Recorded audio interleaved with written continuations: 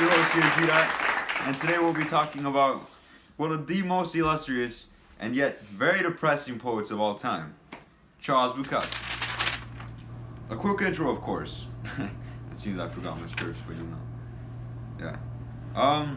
So he was born August 16th, 1920, which is very funny because 80 years later and 10 days after I was born. August 26, 2000. That's really.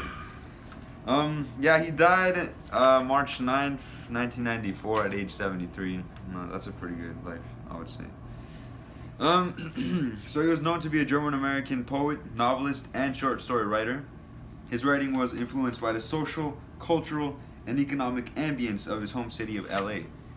His work was known for addressing the ordinary lives of poor Americans, the act of writing, alcohol, relationships with women, and the drudgery of work. Bukowski wrote thousands of poems, hundreds of short stories, over 6 novels, and eventually published over 60 books. Bukowski was a very intelligent man. In fact, every single day, he would live, or he would say, that the only reason why he's alive is to think or write about what he's going to write that very same night. He was constantly, let me say, motivated to write.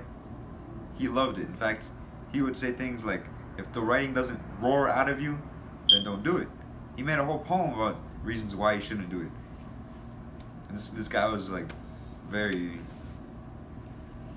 I don't know how to explain it. Seems I had to pull it out again, you know. So he was awarded few honors during his lifetime.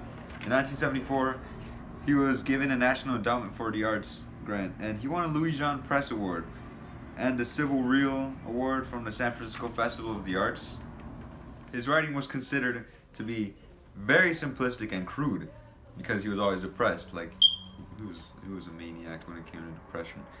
But now, without further ado, we get a special visit from the man himself, Charles Bukowski. Yes, thank you. I am Charles Bukowski. And today, I will be talking and showing you guys one of my poems. For starters, we are all going to die. Yes, what alone should make us love each other, but it doesn't.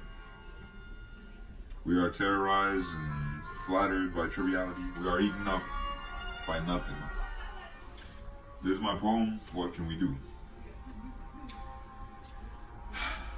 At their best, there is gentleness in humanity, some understanding, and at times acts of courage. But all in all, it is a mass, a glove that doesn't have too much. A large animal, it is like deep in sleep, and almost nothing can awaken it. When activated, it's best at brutality, selfishness, unjust judgments. What can we do with this humanity? Nothing. Avoid the thing as much as possible. Avoid anything poisonous, vicious, and mindless. But be careful. It has enacted laws to protect itself from it. It can kill you without cause. And to escape it, you must be subtle. Few escape. It's up to you to figure a plan. I have met nobody who has escaped. I have met some of the great and famous, but they have not escaped. They are only great and famous within humanity. I have not escaped, but I have not failed in trying again and again.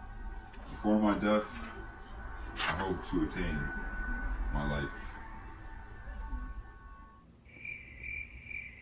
Wow.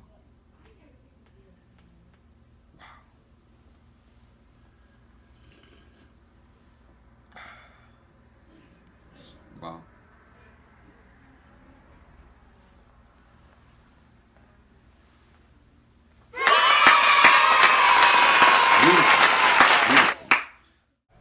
So there you have it. Charles Bukowski, a very dark and serious man, brilliant poet, who became more famous after death, lived a crappy life, and happens to look like Thanos.